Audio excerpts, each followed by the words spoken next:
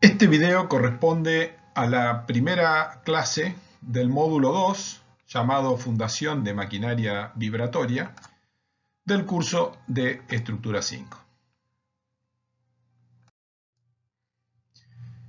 En este módulo vamos a analizar las fundaciones civiles para maquinarias vibrantes o maquinarias vibratorias.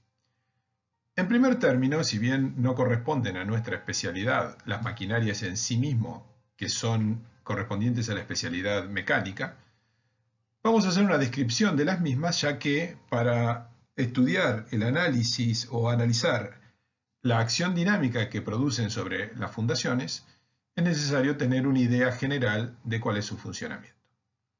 Las maquinarias de tipo rotativas son aquellas en las cuales hay un movimiento rotatorio de masas que tienen una cierta axial simetría que nunca puede ser perfecta. No es posible desde el punto de vista mecánico generar masas absolutamente simétricas respecto a un eje. Y eso produce una acción dinámica que deberá ser absorbida por la fundación. Como ejemplos típicos de máquinas rotativas tenemos las turbinas de gas y de vapor, los motores eléctricos o las bombas centrífugas. En el caso de las turbinas de gas y de vapor, en general se trata de equipos de gran magnitud. Los motores eléctricos y las bombas, por el contrario, pueden ser tan pequeñas como las que vemos a diario en nuestras casas, pero también pueden tener una entidad muy grande y requerir un análisis específico para su fundación. Las máquinas de tipo alternativo o alternativas son aquellas en las cuales normalmente tenemos un movimiento lineal de pistones. Entonces, el movimiento, en lugar de ser exclusivamente rotatorio, como es en el caso anterior, ahora se produce a lo largo de una línea. Ejemplos típicos son los compresores y los motores a explosión. Los motores a explosión, en el caso de los coches, tienen normalmente 4 pistones y son máquinas alternativas, pero de más está decir que los motores a explosión no requieren una fundación civil.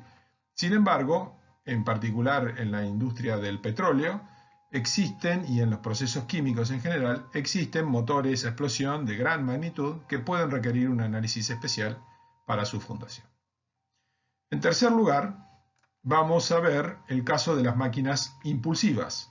Máquinas impulsivas, en lugar de estar básicamente todo el tiempo generando una acción dinámica, lo hacen a intervalos relativamente espaciados o lo pueden hacer una única vez y producen, como su nombre lo indica, un impulso. Normalmente lo que se tiene es una masa de gran importancia a la que se le da una velocidad inicial para que a través de su cantidad de movimiento y su inercia genere por prensado, por ejemplo, o por estampado, una forma determinada en un metal. Un ejemplo clásico de esto son las máquinas de estampado de las autopartes, de las partes de la carrocería de un vehículo.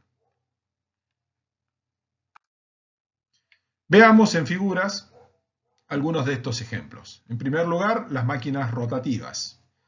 Tenemos aquí el rotor de una turbina de gas y observen la escala que tiene el rotor respecto a la altura de una persona. Esto corresponde a a una turbina de gran magnitud. Aquí se ve en esta animación cómo funciona. Lo que tiene es una enorme cantidad de álabes, son los que están aquí rotando en la animación, que rotan en torno a un eje definido por esta línea.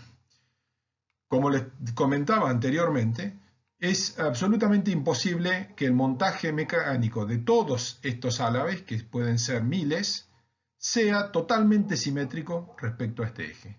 Y eso, como vamos a cuantificar un poco más adelante, genera una acción vibratoria, una acción dinámica, y dada la magnitud de todo este sistema, es necesario hacer un análisis específico de su fundación para garantizar que las vibraciones están dentro de determinados parámetros que son admisibles. Las máquinas alternativas, como les había comentado anteriormente, pueden ser fácilmente visualizadas con un ejemplo de un motor a explosión. Este es un corte de un motor a explosión en el cual se ven las válvulas, el cilindro y aquí tenemos el pistón. El pistón tiene una masa determinada y se mueve según una línea. Además tenemos también masas que están rotando en este sistema. Es decir, en las máquinas alternativas siempre tenemos una combinación de problemas rotativos y otro de problemas lineales. Cuando vamos al ejemplo de algo que puede estar relacionado con la industria que requiere una fundación específica, vamos a encontrar una máquina de este tipo. Aquí los cilindros están en estas líneas. Esto es un compresor de gas y la fundación es este elemento que tenemos aquí. ¿Ven? Un bloque de magnitud importante dadas las acciones dinámicas que genera el equipo vibratorio alternativo que se funda sobre ella. Para tener una idea cabal de la magnitud que pueden tener estos equipos, en particular en este caso un equipo alternativo, podemos ver en esta foto la magnitud del tamaño que tiene la biela del pistón de cada uno de los cilindros que están aquí de este equipo. Obsérvese el tamaño relativo con respecto a la operaria que lo está manipulando y por supuesto que esto requiere a través de estos elementos de una fijación superior a través de, por ejemplo, un puente grúa para poder manejarlo, porque no hay ninguna forma de levantar esto con la sola fuerza física.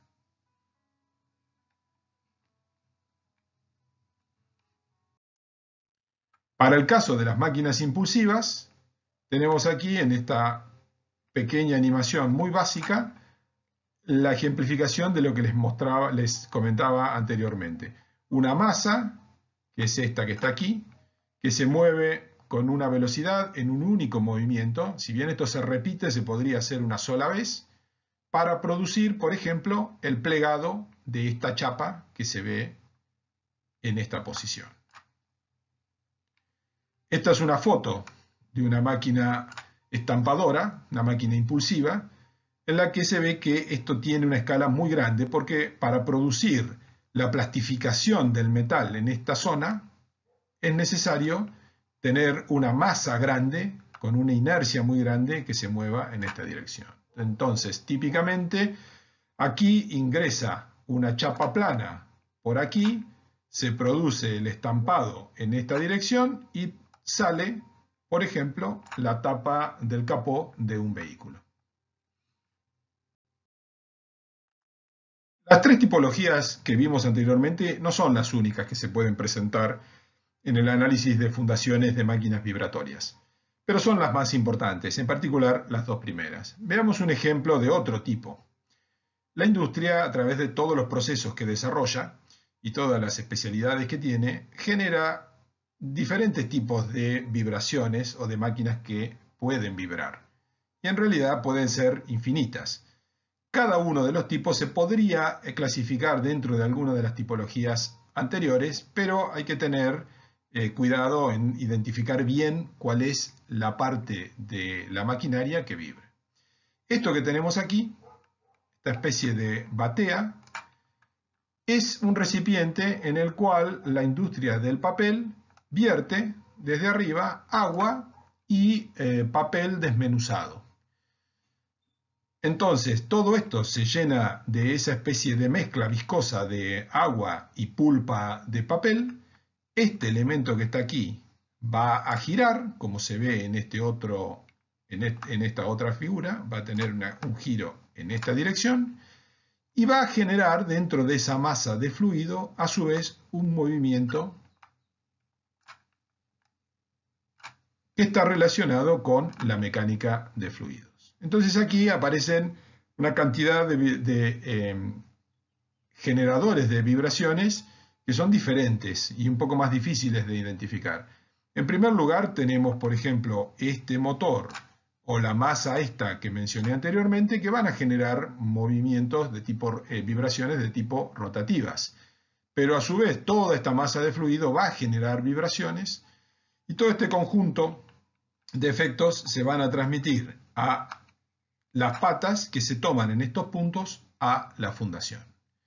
A través probablemente de un estudio un poco más específico se podrán cuantificar estos efectos vibratorios en estos puntos y analizar las vibraciones sobre la fundación, que es lo que desde nuestra especialidad civil tenemos que construir para darle, digamos, la estabilidad necesaria a esta máquina para que pueda desarrollar su proceso sin ningún tipo de inconvenientes que hagan que salga de servicio porque tiene demasiados movimientos.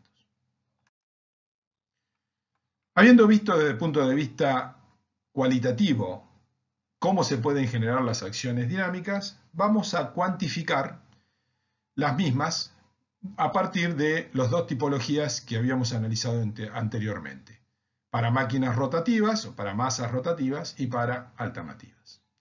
Entonces, para el caso de las máquinas rotativas, vamos a ver que en general la expresión corresponde a una fórmula de este tipo, en la cual lo que tenemos es una fuerza que varía con el tiempo y cuya expresión matemática es la siguiente.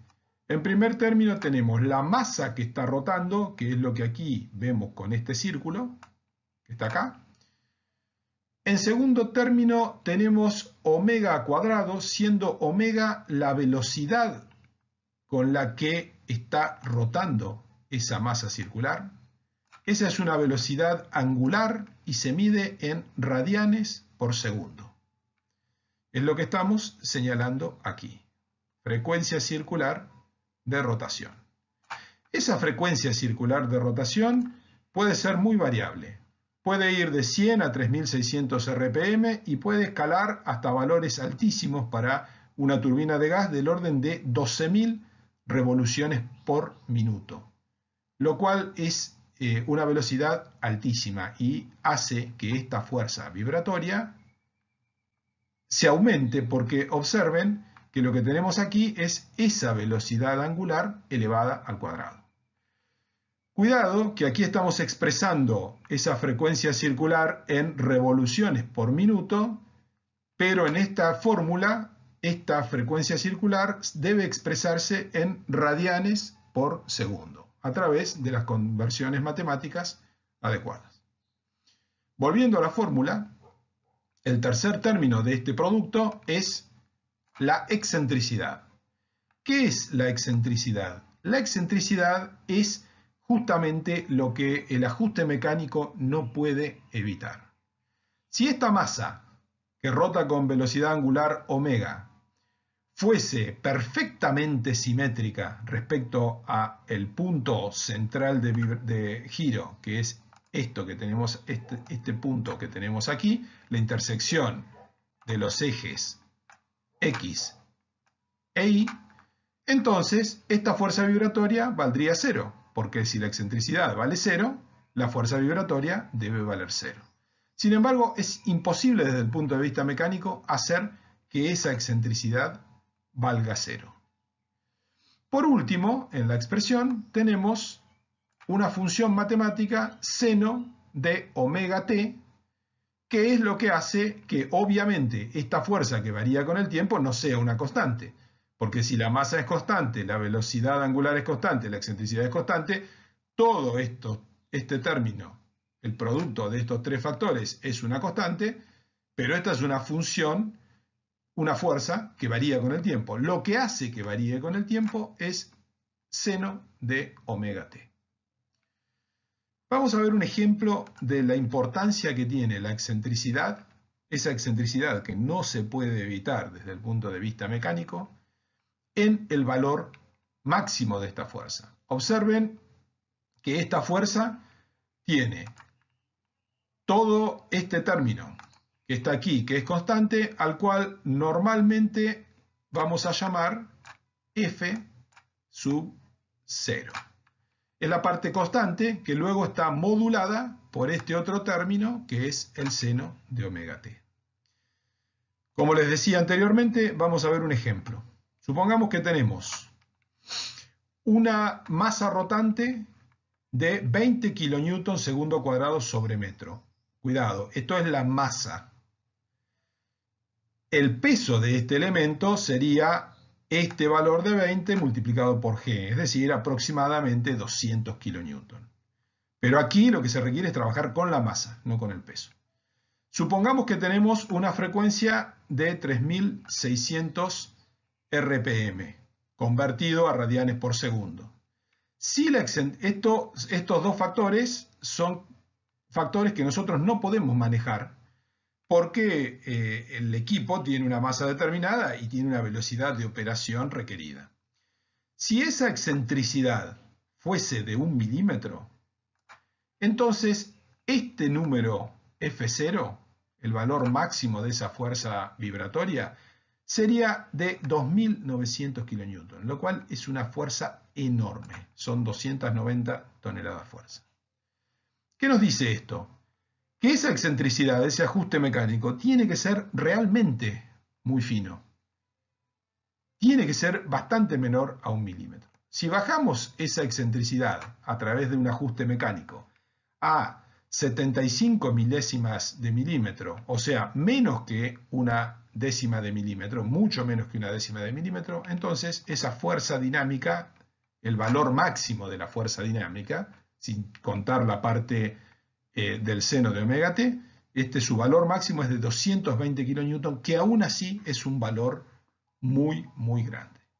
Además, tenemos que tener presente, recordando el curso de estructuras 4, y que vamos a repasar dentro de un ratito, que en la respuesta esta fuerza máxima es igual a la fuerza F0 multiplicada por un factor de amplificación, es decir, que todavía puede ser mucho más grande.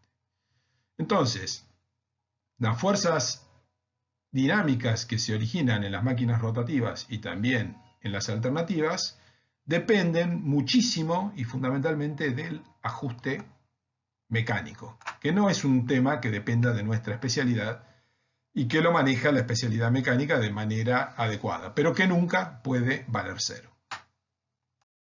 En el caso de las máquinas alternativas, la expresión que define la acción dinámica es la que mostramos aquí.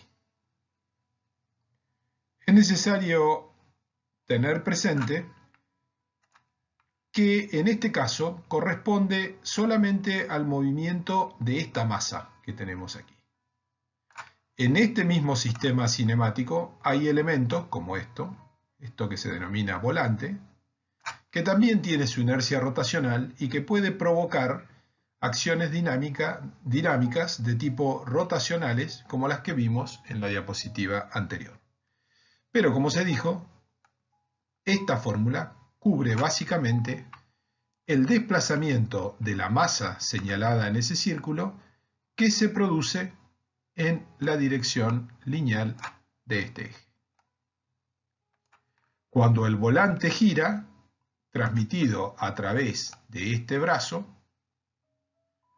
que sería la biela, este punto, el punto señalado con rojo, este que está aquí, señalamos de vuelta, se mueve a lo largo de este eje.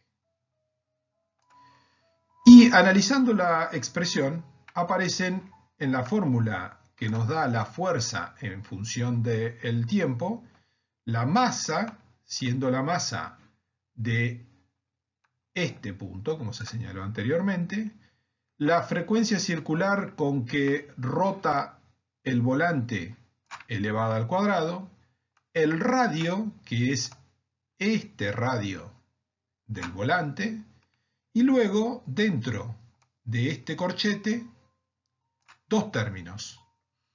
Un primer término que es coseno de omega t y un segundo término en el que están involucrados el radio y el largo de este brazo que impulsa a la masa, R sobre L, por el coseno de 2 omega t.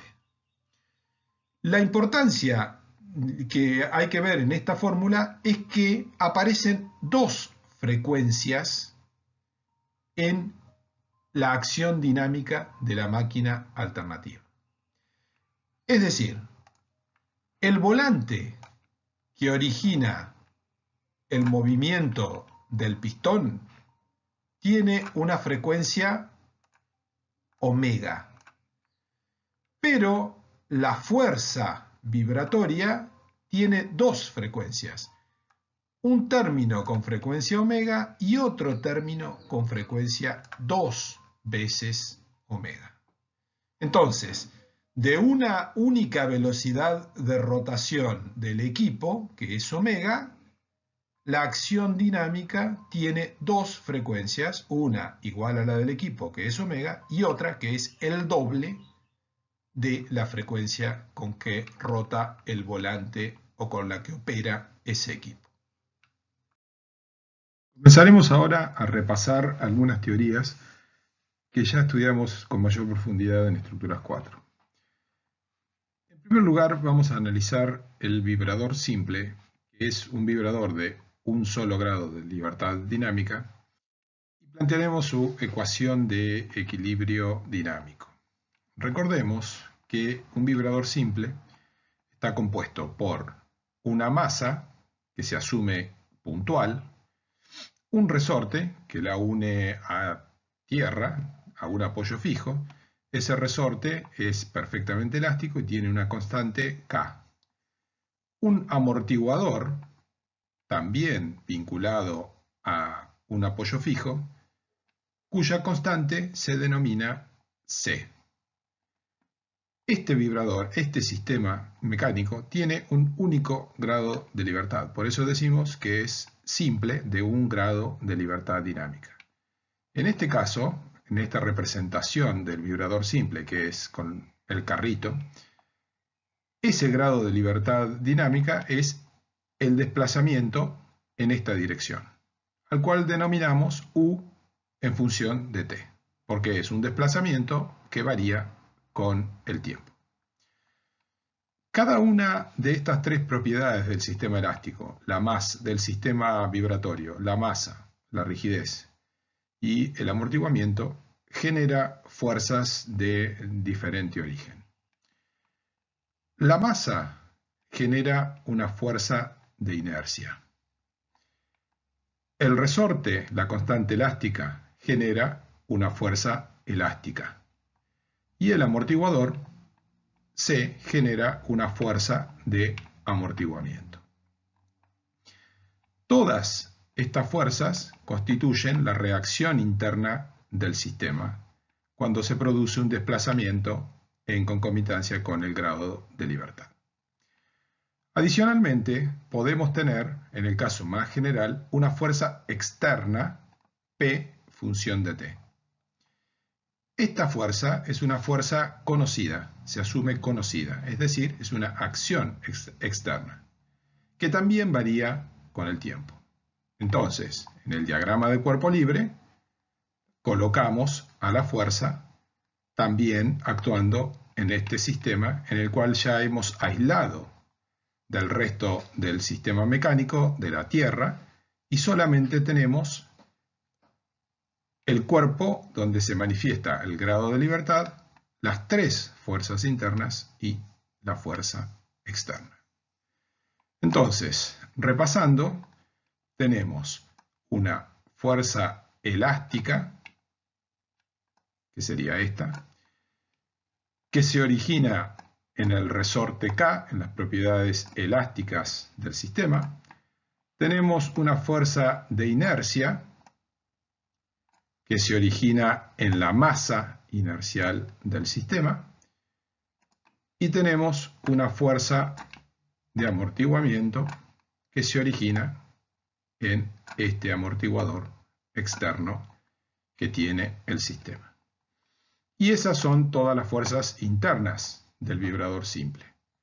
Además, como dijimos, tenemos una fuerza externa,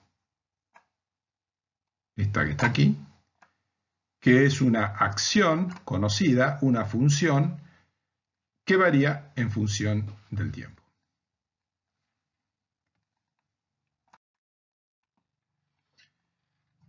La ecuación que vimos en la diapositiva anterior es el caso más general, porque tenemos masa y rigidez, que son dos propiedades del sistema que en realidad no pueden faltar nunca en el problema elástico, porque son inherentes al sistema estructural.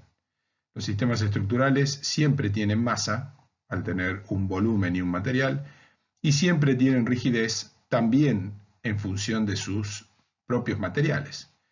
Normalmente la masa y la rigidez se originan básicamente en el mismo cuerpo que compone a la estructura. Sin embargo, en nuestro vibrador simple, la masa y la rigidez las suponemos como dos propiedades independientes. Vamos a estudiar ahora lo que denominamos vibraciones libres no amortiguadas.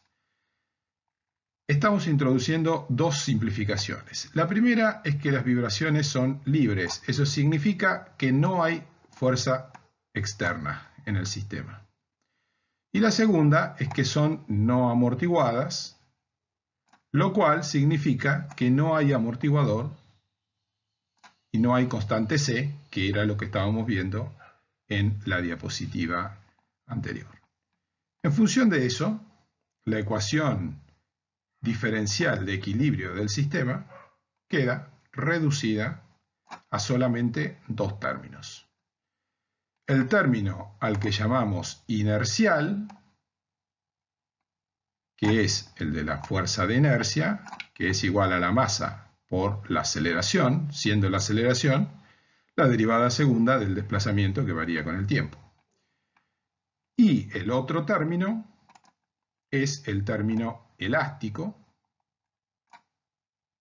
que es el que corresponde a la fuerza elástica y que se produce en virtud del alargamiento o acortamiento del resorte K cuando el desplazamiento u de t se produce en una o en otra dirección. Si recordamos de la teoría de estructuras 4, la solución a esta ecuación diferencial era esta ecuación que tenemos aquí. El desplazamiento de este punto en función del tiempo es igual al valor del desplazamiento inicial por el coseno de omega t más este término, que es la velocidad inicial dividido la frecuencia circular por el seno de omega nt.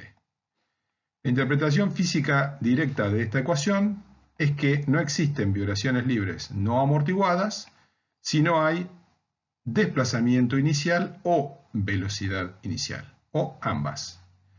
Pero si no hubiera un desplazamiento inicial o una velocidad inicial, este sistema se quedaría quieto, en reposo permanentemente. En el mismo momento en que nosotros lo apartamos de la posición de equilibrio con un desplazamiento inicial U sub 0, comienza a oscilar siguiendo solamente este término. Si en lugar de darle un desplazamiento inicial le diéramos una velocidad inicial, por ejemplo a través de un impulso, pegándole en un extremo, tendríamos una velocidad inicial y el cuerpo se movería en virtud de este otro término que tenemos aquí. Y esa es la respuesta que se denomina vibraciones libres no amortiguadas. Recordemos, algo que ya mencionamos en estructuras 4, y es que en los sistemas dinámicos se produce una singularidad, una diferencia que parece imposible cuando uno lo mira desde el punto de vista de los sistemas estáticos, y es que haya desplazamientos en el sistema cuando no hay fuerzas externas. Eso en un sistema dinámico, en el caso de las vibraciones libres no amortiguadas, ocurre sin ningún inconveniente.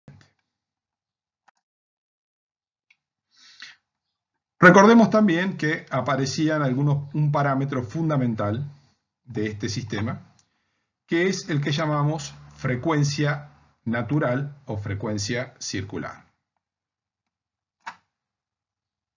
Esta expresión para la frecuencia natural o frecuencia circular, omega igual a la raíz de k sobre m, teniendo unidad de la frecuencia circular, radianes por segundo, se obtenía al resolver la ecuación diferencial de la diapositiva anterior.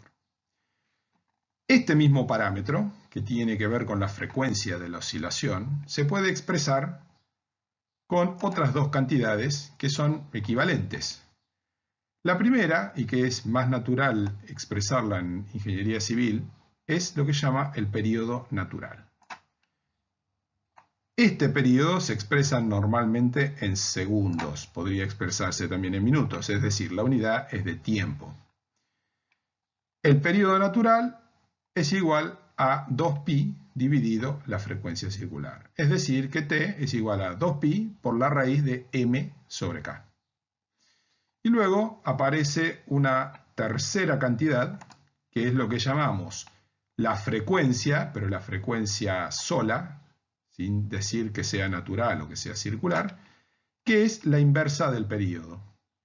Esta se mide en ciclos por segundo o hertz directamente. Hay que tener cuidado de no confundir esta frecuencia con esta frecuencia. Porque en realidad la unidad, radianes, no es una unidad. Entonces esto también es unidad física 1 sobre segundo, igual que esta. Pero estas son radianes por segundo y estos son ciclos. Es decir, esta frecuencia es la inversa del tiempo que tarda el sistema en dar un ciclo completo, es decir, recorrer 2pi, mientras que la frecuencia natural o frecuencia circular es cuántos radianes recorre en cada segundo.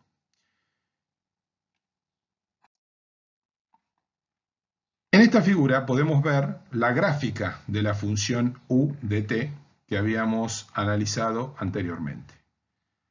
Parámetros importantes que tenemos aquí: el desplazamiento inicial y la velocidad inicial, siendo, por supuesto, el desplazamiento inicial la ordenada al origen, porque en este gráfico lo que estamos midiendo en el eje de ordenadas son desplazamientos.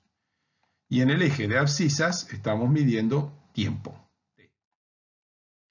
Entonces, es natural que el desplazamiento inicial sea la ordenada al origen, es decir, esta distancia, y la velocidad inicial sea la tangente de la curva en t igual a 0. La tangente, la derivada del desplazamiento, es la velocidad, es decir, la tangente. La curva es la suma de un seno y un coseno. Entonces tiene esta forma.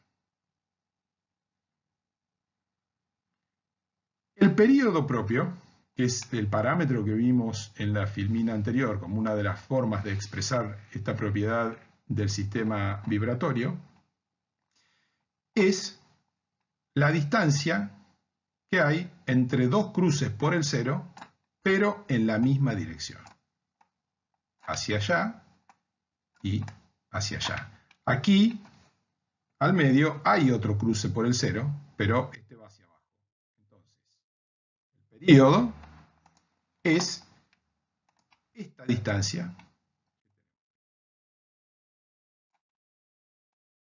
Esto es el período propio y se mide en unidad de tiempo, es decir, en segundos. ¿Cuál es la amplitud máxima, es decir, el desplazamiento máximo que obtiene este sistema vibratorio cuando nosotros le damos un desplazamiento inicial y una velocidad inicial? Es esta amplitud que está dada por esta expresión.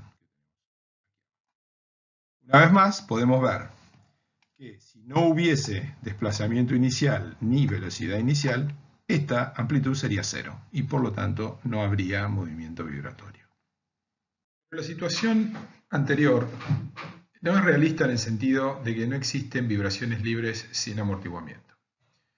Eso implicaría que el movimiento se perpetúa y no es físicamente consistente con la realidad que observamos en el mundo. Por lo tanto, vamos a aproximarnos a una situación más realista analizando las vibraciones libres amortiguadas. Agregaremos el amortiguamiento que aparece dentro de nuestro modelo de vibrador simple de un grado de libertad con este elemento, que es el amortiguador, y la constante de amortiguamiento C. Por lo tanto, lo que vamos a tener ahora es la fuerza de amortiguamiento asociada con esa constante C. Tendremos, igual que en la situación anterior, el resorte de constante K y la fuerza elástica generada por el mismo. Y como siempre, porque es algo que no puede faltar, tendremos la masa del sistema y la fuerza de inercia que se despierta en la misma cuando esa masa está sometida a una aceleración. En este caso en particular, al ser vibraciones libres, no existe una fuerza externa variable con el tiempo. Por lo tanto, cuando planteamos la ecuación de equilibrio dinámico, nos encontramos con el término de inercia, que es el asociado a la fuerza inercial, el término de amortiguamiento, con la constante C asociado a la fuerza disipativa del amortiguador, y el término elástico asociado a la fuerza que se genera en el resorte. Estas tres son las fuerzas internas del sistema y del lado de las fuerzas externas aparece 0 por tratarse de vibraciones libres. La solución de esta ecuación diferencial es diferente a la de las vibraciones libres no amortiguadas y se plantea en términos, resolviendo la ecuación diferencial, se obtiene una expresión de este tipo. Resulta bastante natural que por tener en la ecuación diferencial derivadas segundas de la incógnita, que es el desplazamiento variable con el tiempo, derivada primera y la misma variable u, la solución se expresa en términos de funciones exponenciales.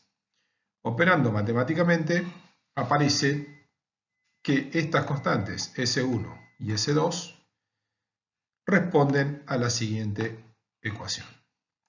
En esta ecuación tenemos una raíz cuadrada y dentro de la raíz cuadrada este término, que es el coeficiente de amortiguamiento relativo al cuadrado menos 1. Ese factor de amortiguamiento zeta expresa el coeficiente de amortiguamiento C, que es el que participa de la ecuación diferencial, como cociente o como fracción del denominado coeficiente de amortiguamiento crítico, el cual responde a esta ecuación. El coeficiente de amortiguamiento crítico es 2 veces la masa del sistema por la frecuencia natural del vibrador simple. Y en función de los valores que presente ese radical zeta cuadrado menos 1, vamos a encontrarnos con casos diferentes de movimiento amortiguado. El caso particular en el que zeta cuadrado menos 1 es menor que 0, responde a lo que se denomina el movimiento subamortiguado. En ese caso, la expresión completa del desplazamiento en función del tiempo, es decir, la solución de la ecuación diferencial, es esta expresión que tenemos aquí. Obsérvese que en la misma aparece el desplazamiento inicial como una condición inicial de borde temporal y la velocidad inicial. Siempre en cualquier movimiento de un vibrador simple tiene que aparecer un desplazamiento inicial y una velocidad inicial si la vibración no es forzada. Lo que encontramos al resolver matemáticamente esta ecuación es que la frecuencia circular del sistema amortiguado no es igual a la frecuencia circular del sistema no amortiguado, que era la que habíamos encontrado en la solución de dos filminas atrás, sino que aparece entre ambas una relación que es la raíz de 1 menos zeta cuadrado. Si en lugar de hablar en términos de frecuencias circulares, trabajamos en términos de períodos propios del sistema, encontramos que el período propio del sistema amortiguado es igual al período propio del sistema no amortiguado dividido la raíz de 1 menos zeta cuadrado. Cuando se grafica la función u en función de tiempo que estaba expresada en la filmina anterior, nos encontramos con una figura relativamente parecida a la del vibrador simple no amortiguado, pero la curva presenta un decrecimiento en su amplitud a medida que pasa el tiempo. La altura de estos puntos máximos de la curva de respuesta va decreciendo en el tiempo, mientras que la solución del vibrador simple no amortiguado, que es esta línea gris que está por aquí, presentaba alturas de sus máximos y mínimos iguales en valor absoluto a lo largo del tiempo. La conclusión física es inmediata. El vibrador simple no amortiguado, que es esta curva, va a permanecer oscilando infinitamente y por eso mencionábamos anteriormente que no corresponde a una realidad física observable en el mundo real. Mientras que el vibrador simple amortiguado, que es la curva esta, más oscura, al ir decreciendo su amplitud, en algún momento va a directamente cesar ese movimiento. En términos de periodos propios, ya mencionamos anteriormente que el periodo propio amortiguado, que es esta distancia desde aquí hasta aquí, eso es T sub D, entre un 0 en dirección ascendente y otro 0 en dirección ascendente de la curva más oscura, es diferente al periodo propio del sistema no amortiguado, que va desde aquí hasta aquí, en un cruce por el 0 ascendente de esta curva un poco más clara y el otro cruce por el 0. La amplitud que observamos en la curva del movimiento amortiguado se obtiene con esta expresión matemática.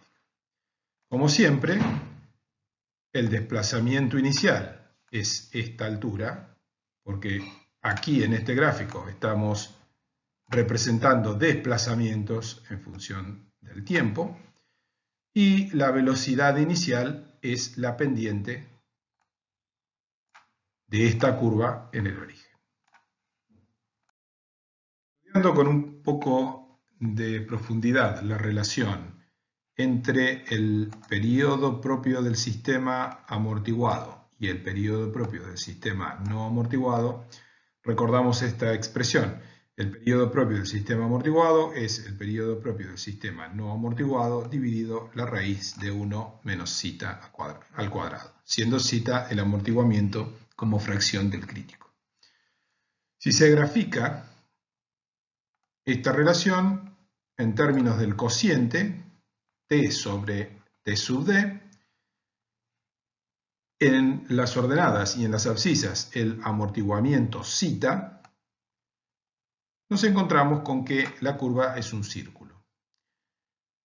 La relación entre ambos periodos propios se mantiene muy cercana a 1 cuando el amortiguamiento es pequeño, digamos en el orden de 0 a 0,20. De hecho, si el amortiguamiento es igual a 0,10, un 10%, nos encontramos con que T sobre T sub D sobre T es un 5 por mil, un 0,5% o un 5 por mil superior solamente, lo cual es una diferencia bastante despreciable. ¿Cuál es la importancia de poder despreciar esta diferencia? Que es mucho más simple encontrar el periodo propio de un sistema no amortiguado porque es directamente 2pi por la raíz de la masa dividido la rigidez K. Para el sistema amortiguado, además, hay que conocer el amortiguamiento, zeta, y eso es un término o es un elemento que no siempre se conoce con total precisión, mientras que la masa y el amortiguamiento son propiedades que salen de las características físicas y mecánicas de una estructura en general y son mucho más fáciles de determinar. Pero no hay que dejar de tener presente que cuando el amortiguamiento comienza a tomar valores importantes, digamos de 0,4 a 0,6 o superiores, entonces esta relación ya puede provocar una diferencia entre el periodo del sistema no amortiguado y del sistema amortiguado que no se puede dejar de lado. En función del valor del radical, habíamos mencionado anteriormente, se obtienen diferentes tipos de movimiento con amortiguamiento. Para el caso en el que zeta es igual a 1, entonces el radical queda igual a 0. Eso significa que el amortiguamiento es igual al crítico. En esa situación, la expresión del desplazamiento en función del tiempo queda como se expresa en esta ecuación. La situación restante es cuando el radical zeta cuadrado menos 1 es mayor a 0. Y en ese caso la expresión del desplazamiento en función del tiempo queda expresado por esta otra ecuación. Veamos gráficamente qué significa cada una de las tres situaciones. Subamortiguado, sobreamortiguado, de manera conceptual. En el caso en que no hay amortiguamiento en absoluto, la situación que se tiene es la del vibrador simple, sin amortiguamiento y en vibraciones libres. Como habíamos visto anteriormente, esta es esa situación y la amplitud de los movimientos se mantiene constante. Los máximos y mínimos de la función u a lo largo del tiempo se mantiene constante. Esto implicaría un mantenimiento de la energía, nada de disipación, no es una situación real, pero desde el punto de vista matemático, el movimiento no amortiguado se expresa de esa manera. Cuando el movimiento o cuando el vibrador posee una situación de amortiguamiento, lo cual es más real, la situación puede ser en función de la cantidad de amortiguamiento zeta que sea menor, igual o mayor a 1, subamortiguado, amortiguado o sobreamortiguado. Para el caso en el que zeta es menor que 1, tenemos la situación de subamortiguado y encontramos que si bien la amplitud del desplazamiento va decreciendo con el tiempo, existen una cantidad determinada, mayor a 1, de ondas que se desarrollan en ese movimiento. Y hay cruces por el cero en una determinada cantidad. Cuando se tiene un movimiento sobreamortiguado, esta es la situación,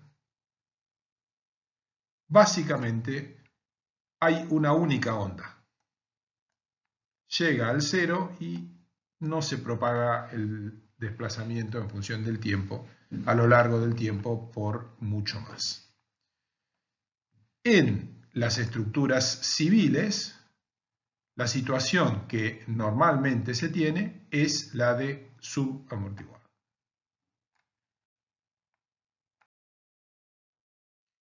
Pasaremos a estudiar ahora el caso de las vibraciones forzadas.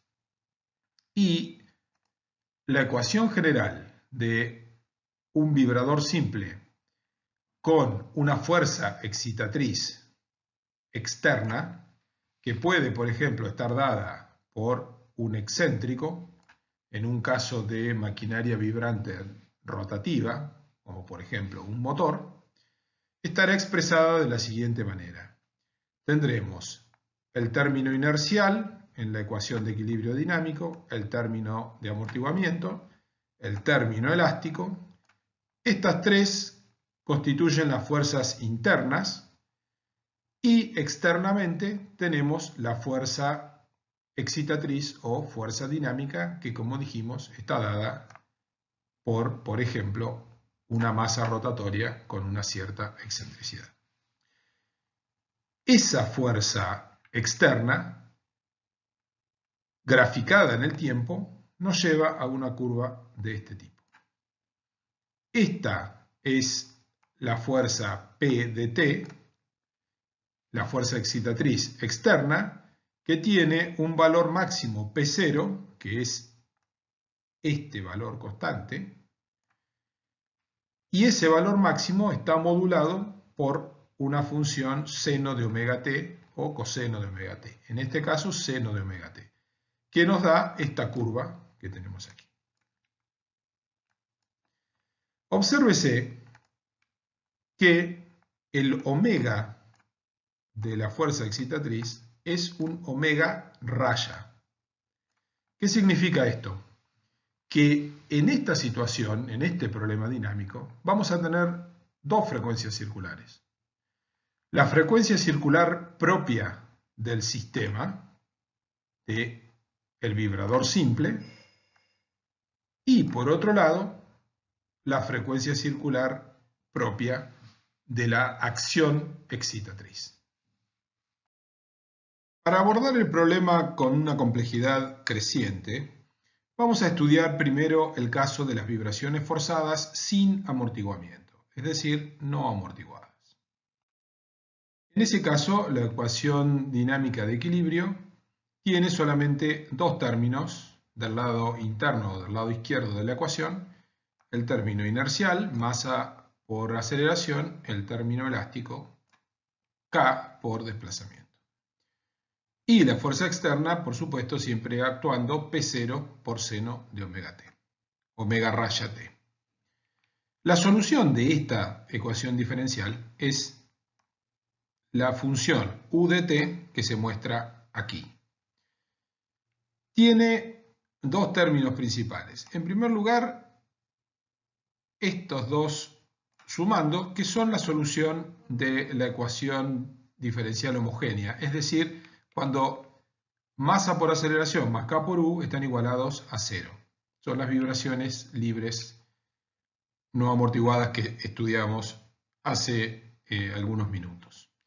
Y para resolver el caso de la ecuación que nos interesa, se le suma esta solución particular de la ecuación diferencial completa.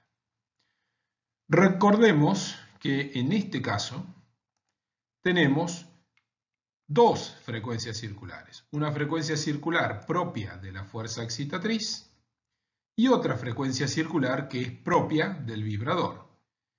Dentro de la solución vamos a encontrar que la frecuencia circular propia de la fuerza excitatriz aparece aquí y aquí, y que la frecuencia circular propia del vibrador simple aparece aquí, aquí y aquí. Es interesante ver desde el punto de vista matemático otro término que aparece, que es este cociente P sub 0 dividido K.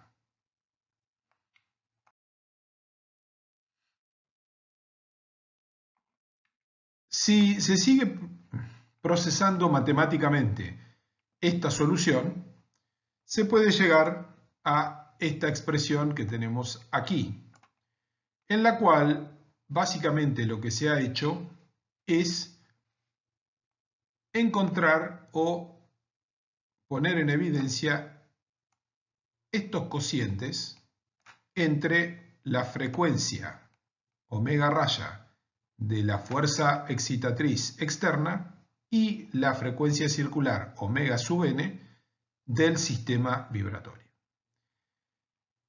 Ese cociente se denomina beta, relación de frecuencias. y es una cantidad muy importante en el análisis de las vibraciones forzadas. La otra cantidad que es importante en este sentido es este cociente P sub 0 dividido K. Veremos que vamos a acomodar matemáticamente la solución de manera de utilizar P sub 0 sobre K y beta para resolver el problema de las vibraciones forzadas. Operando, en realidad reemplazando en la función superior la relación de frecuencias, encontramos esta otra expresión para la solución U en función del tiempo. Y tenemos aquí este término en el que tenemos beta sobre 1 menos beta cuadrado. Aquí tenemos 1 sobre 1 menos beta cuadrado. Y aquí aparece P sub 0 sobre K. Ese término, P sub 0 sobre K, se denomina delta estático. No existe un desplazamiento estático estrictamente porque esto es un problema dinámico, pero calculamos una cantidad que es el valor máximo de la fuerza excitatriz externa, que es P sub 0. La fuerza excitatriz externa varía con el seno de omega raya t, pero tiene un valor máximo que es P sub 0. Si a ese valor máximo P sub 0 lo dividimos por la rigidez del vibrador simple, obtenemos un desplazamiento. Lo llamamos delta estático porque sería el máximo desplazamiento estático que obtendría la estructura si lo cargásemos con ese valor máximo de la fuerza que varía con el seno de omega raya t.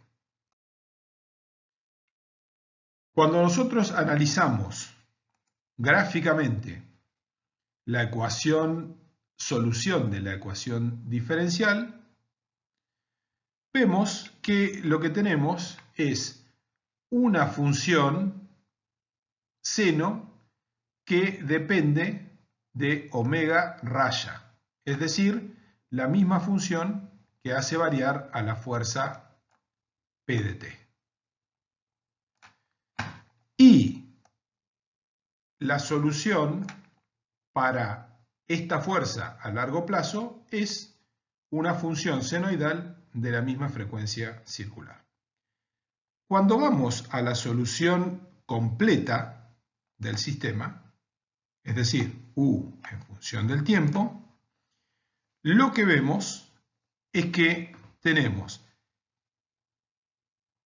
en primer lugar, una onda, que es esta clarita que está aquí, que se debe a la frecuencia de la fuerza excitatriz, y otra onda montada sobre la misma, esta, que se debe a la respuesta del sistema cuando no tiene ninguna fuerza excitatriz, es decir, a las vibraciones libres de ese sistema. Entonces, la respuesta completa del sistema es la suma de una onda de vibraciones libres con una onda de vibraciones de la misma frecuencia que la acción excitatriz externa.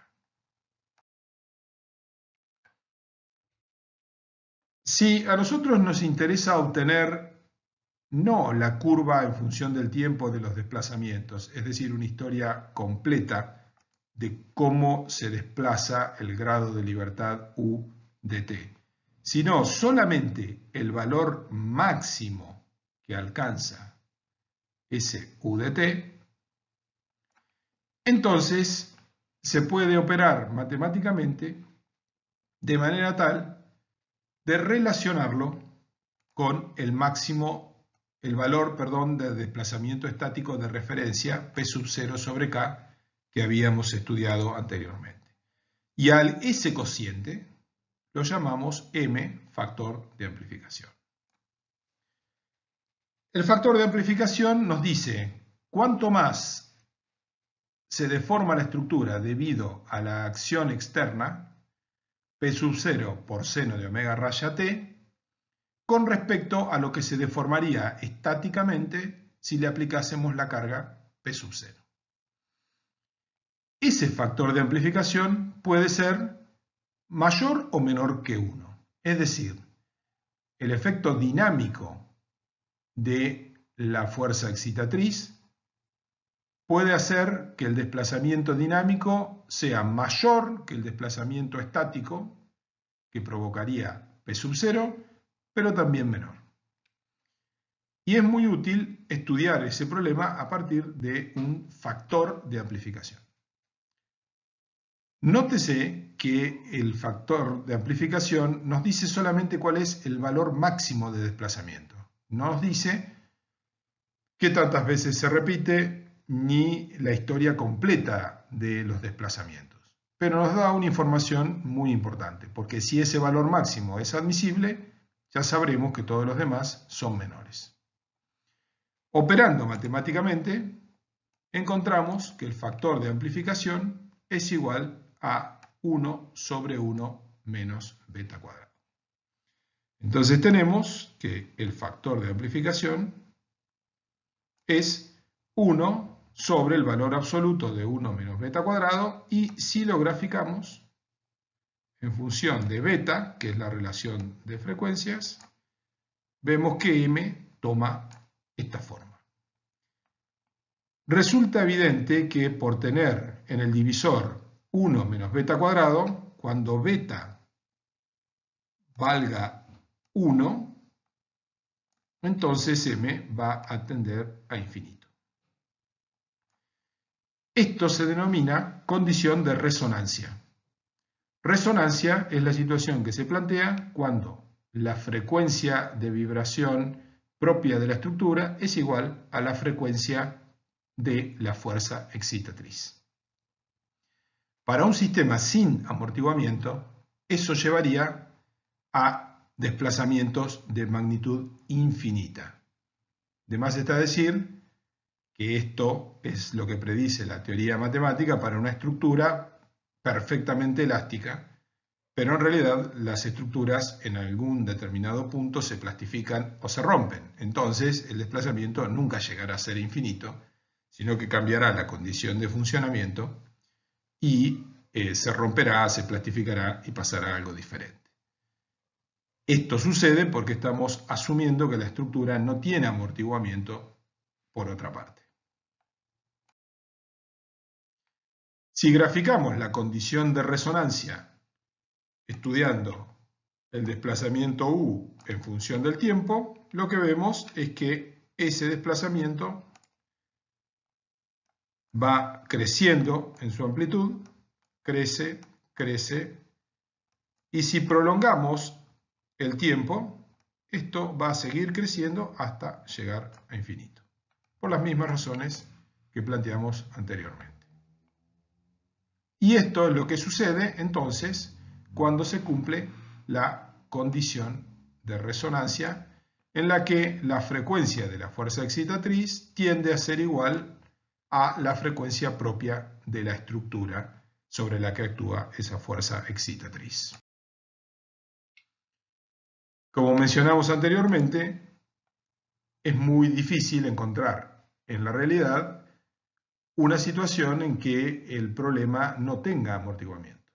Por eso, lo más realista es analizar las vibraciones forzadas amortiguadas. En las vibraciones forzadas amortiguadas nos vamos a encontrar con el término de inercia, el término de amortiguamiento, el término elástico, y en el exterior del sistema la fuerza excitatriz P0 por seno de omega raya t. La solución general de este sistema está dado por estas dos funciones, UP y UH, que tienen una forma parecida a lo que vimos anteriormente, pero aparecen estos términos en los que entra a jugar el amortiguamiento. Términos que obviamente en la solución del sistema no amortiguado no aparecían. Cuando nosotros graficamos las dos funciones cuya suma nos da la solución total del sistema, tenemos que en primer lugar aparece una función que es la que corresponde en frecuencia a la de la acción excitatriz, y esta no va a decrecer en amplitud en el sentido de que la fuerza siempre va a estar actuando y por lo tanto no va a permitir que decaiga. Y por otra parte, tenemos una respuesta del sistema con sus vibraciones libres, pero en este caso son amortiguadas. Entonces, esta amplitud va a ir decreciendo, como ya vimos, para el caso de las vibraciones libres. Por lo tanto, la respuesta total va a ser la suma de ambas y vamos a tener un periodo que se denomina transitorio, en el cual vemos el efecto de las vibraciones libres amortiguadas del sistema y luego, hacia adelante en el tiempo, lo único que queda es el efecto de la fuerza excitatriz externa.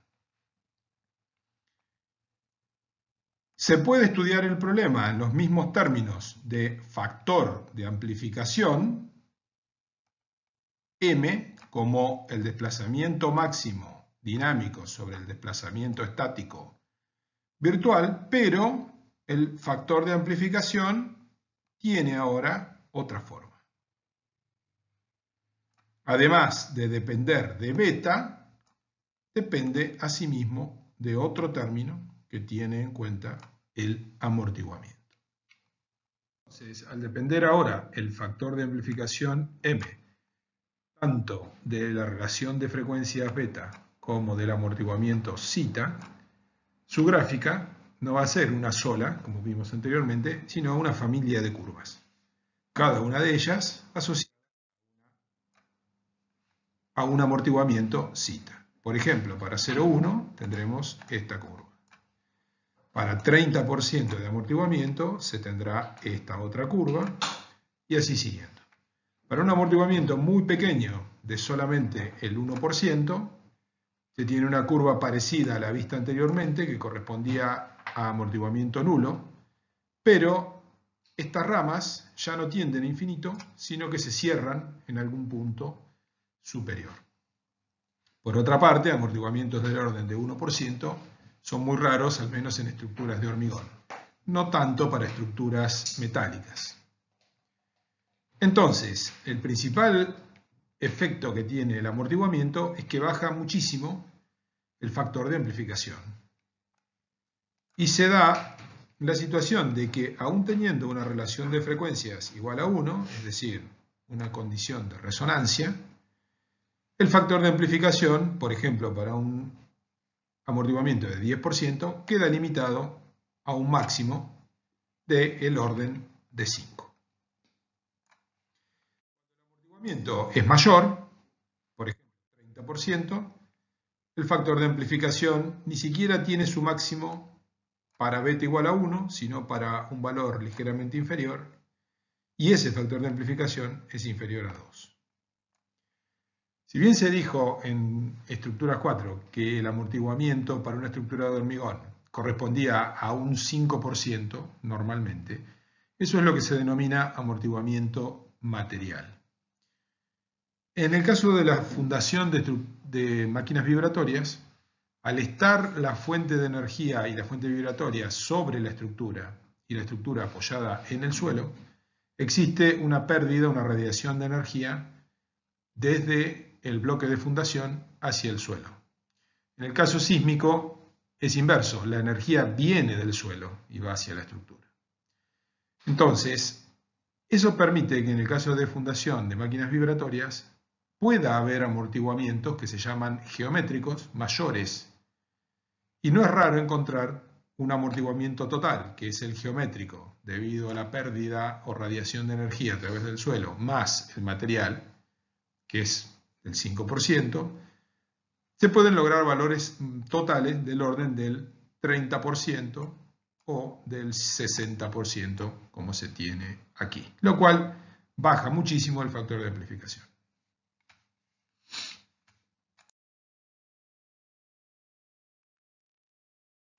En el caso de tener la condición de resonancia en la que la frecuencia propia del equipo tiende a ser igual a la frecuencia propia de la estructura, la ecuación que nos da el desplazamiento en función del tiempo es esta, y la gráfica es la que está aquí abajo.